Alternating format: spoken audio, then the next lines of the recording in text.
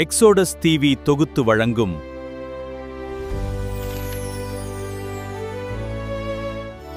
அருளுரை துளிகள்.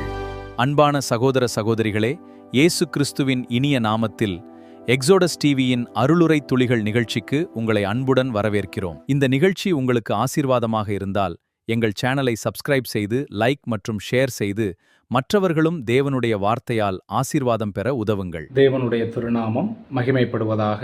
மீண்டுமாக இந்த அருளுரை துளிகளின் வாயிலாக உங்களை சந்திப்பதிலும் உங்களோடு தேவனுடைய திருவார்த்தையை பகிர்ந்து கொடுப்பதிலும் நான் மகிழ்ச்சி அடைகிறேன். பிரியமானவர்களே, நாம் கடந்த வாரத்திலிருந்து ஆவியின் கனியை குறித்து சிந்தித்து கொண்டிருக்கின்றோம். அப்படியாக கடந்த காணொளியிலே ஆவியின் கனியை பற்றிய அறிமுக காரியங்களை நாம் சிந்தித்தோம். இன்றைக்கு நாம் தொடர்ச்சியை சிந்திக்கலாம். முதலாவதாக நாம் கவனிக்க வேண்டியது, பரிசுத்த ஆவியானவர் ஒரு நபரின் குணத்தில் வளர்க்கும் பண்புகளான இவை, இந்த ஆவியின் கனியில் உள்ள இந்த குணநலன்கள் அல்லது பண்புகளான இவை ஒருமையிலேயே சொல்லப்பட்டிருக்கின்றன. பன்மை கிடையாது, ஆவியின் கனி என்று ஒருமையிலேயே சொல்லப்பட்டிருக்கின்றன. அதாவது இந்த குணநலன்கள் எல்லாம் அன்பு என்ற ஒன்றிலிருந்தே உருவாகக்கூடியவைகளாய் காணப்படுகின்றன உள்ளன. மேலும் இந்த குணநலன்களை 3 நிலையில் நாம் வகைப்படுத்த முடியும். அந்த 3 நிலைகள் என்னவெனில், முதலாவது 3 பண்புகள், அதாவது அன்பு, சந்தோஷம், சமாதானம். இந்த 3ம் கடவுளோடு சம்பந்தப்பட்ட, தேவனோடு சம்பந்தப்பட்ட குணநலன்களாய் இருக்கின்றன.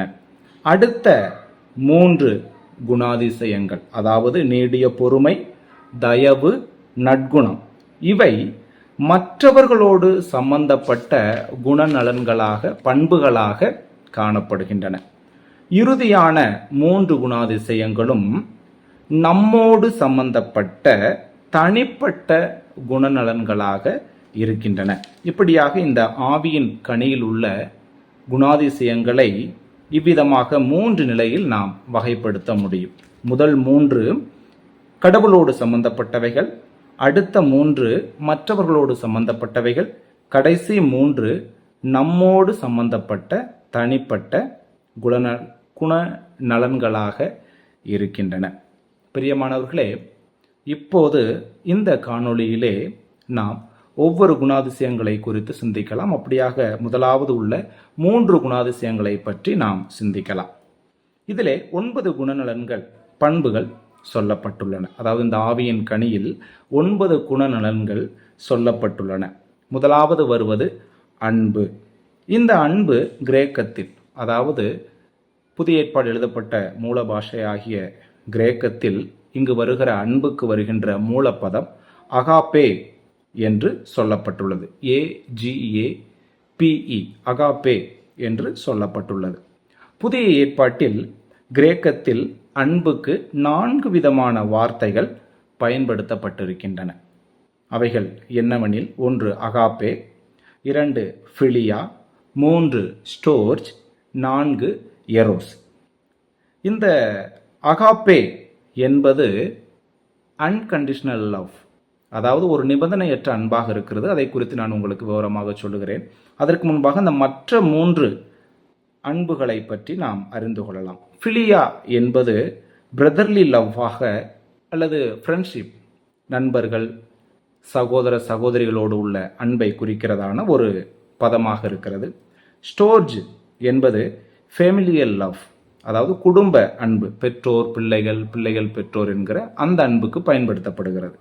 கடைசியாக இருக்கிற எரோஸ் என்பது ரொமான்டிக் லவ், அதாவது கணவன் மனைவிக்குள்ளாக உள்ள அன்பாக, தலைவன் தலைவிக்குள்ளாக உள்ள அன்பை குறிக்க பயன்படுத்தப்படுகிற ஒரு வார்த்தையாக இருக்கிறது. ஆனால் இங்கே வருகிற அன்புக்கு வருகின்ற அகாப்பே என்கிற அன்பு, ஃபிலியா, ஸ்டோர்ஜ், எரோஸ், இந்த அன்புகளை விட மிக உயரிய அன்பாக இருக்கிறது. ஏனென்றால் இந்த அன்பு தேவன் மனிதன் மீது காட்டுகின்ற அன்பாக உள்ளது. இது சுயநலமற்ற அன்பாக உள்ளது. இது தியாகம் நிறைந்த அன்பாக உள்ளது. இது நிபந்தனையற்ற அன்பாக உள்ளது. இது உணர்ச்சி வசப்படக்கூடியதாய் இல்லாமல் இது செயல்படக்கூடிய அன்பாக இருக்கிறது. மட்டுமல்ல, இது நித்தியத்திலும் நிலைத்திருக்கக்கூடிய நித்தியமான அன்பாய் உள்ளது. ஆகவே பிரியமானவர்களே, இந்த அகாப்பே அன்பு நமக்கு இருக்குமானால் நாம் மற்றவர்கள் மீது தன்னலமற்ற அக்கறையும் கவலையும் உடையவர்களாக இருப்போம். மற்றவர்கள் மீது நமக்கு கவலை இல்லை. நம்முடைய குடும்பத்தோடு, நண்பர்கள் மீது எல்லாம் நமக்கு அன்பு இருக்கிறது.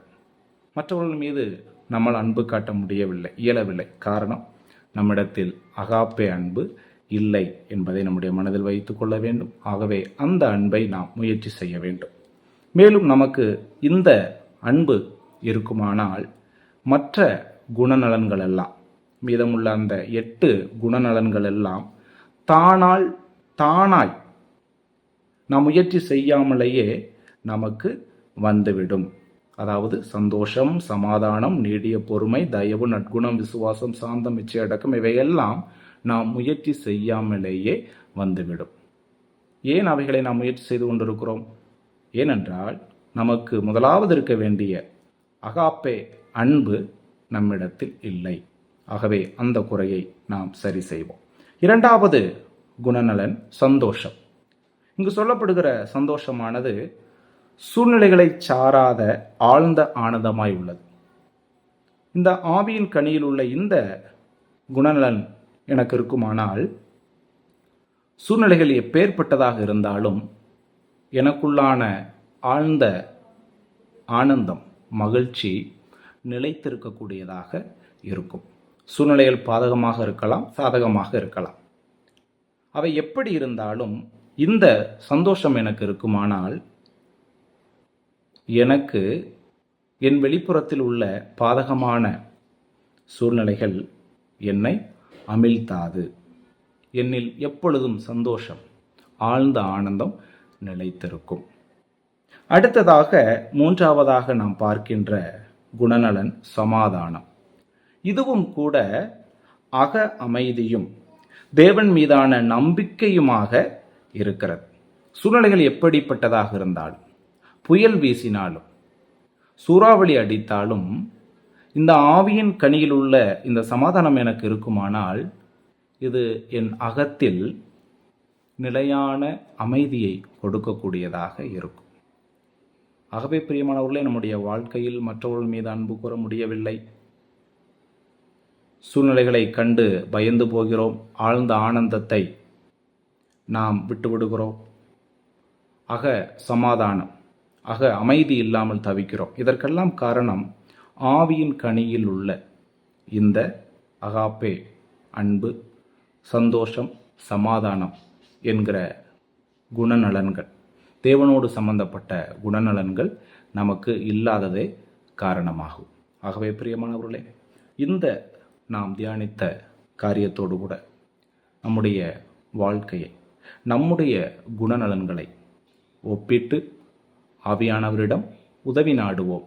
அவர் நமக்கு ஆவியின் கனியை தந்து கிறிஸ்தவ வாழ்க்கையில் கிறிஸ்துவைப் போல மாறுவதற்கும், அவரைப் போல இந்த உலகத்தில் வாழ்வதற்கும், மற்றவர்கள் மீது அன்பு கூறுவதற்கும், சூழ்நிலைகள் எப்பேற்பட்டதாக இருந்தாலும் சந்தோஷத்தோடும் சமாதானத்தோடும் இருக்க நமக்கு உதவி செய்வார். உதவி செய்யக்கூடியவராக இருக்கிறார். உதவி செய்ய வாஞ்சையாயிருக்கிறார். ஆகவே சிந்திப்போம், செயல்படுவோம். தேவனுடைய நாம மகிமைக்கென்றே வாழ்வோம். தேவனுடைய நாமம் இன்றும் என்றும் சதா காலங்களிலும் மகிமைப்படட்டும்.